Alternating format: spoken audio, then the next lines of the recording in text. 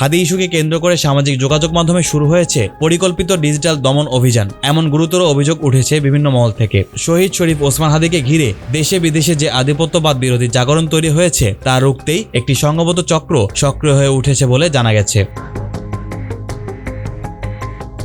এই ইস্যুতে পোস্ট দেওয়ার পর সাবেক উপদেষ্টা আসিফ মাহমুদ সজীব ভুঁইয়ার প্রায় ৩০ লাখ ফলোয়ারের অফিসিয়াল ফেসবুক পেজ হঠাৎ করে উধাও হয়ে যায়। এরপর থেকেই প্রশ্ন উঠেছে, এই ডিজিটাল নিস্তব্ধতার নেপথ্যে কারা কাজ করছে।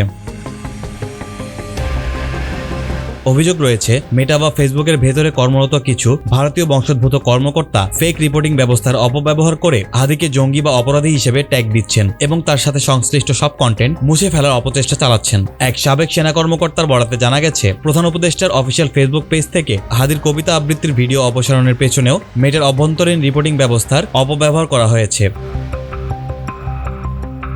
এক নির্ভরযোগ্য সূত্রের বরাতে জানা গেছে, এই সংঘবদ্ধ চক্রটি আওয়ামী লীগ সরকারের আমলে সাবেক আইসিটি প্রতিমন্ত্রী পলক ও জিয়াউল আহসানের সঙ্গে সমন্বয় করে বিরোধী মত দমনের কাজ করত।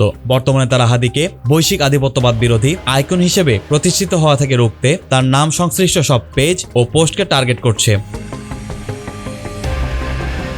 এদিকে আন্তর্জাতিক অঙ্গনেও হাদি ইস্যু ব্যাপক আলোচনা জন্ম দিয়েছে। পাকিস্তানের সাধারণ মানুষ থেকে শুরু করে ভারতের স্বাধীনতাকামী শিখ নেতারাও হাদি হত্যার প্রতিবাদে বিশ্বের বিভিন্ন দেশে বিক্ষোভে অংশ নিয়েছে। বিশ্লেষকদের মতে, এই আন্তর্জাতিক প্রতিক্রিয়াতেই ভারত ক্ষুব্ধ হয়ে হাদি ইস্যুকে ডিজিটাল প্ল্যাটফর্ম থেকে সরিয়ে দিতে অনৈতিক পদক্ষেপ নিচ্ছে।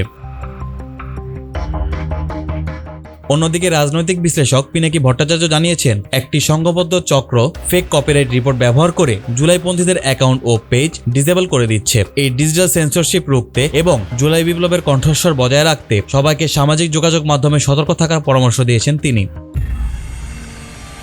নাইমান লাফি, নিউজ ডেস্ক, নিউজ 24 ঘন্টা।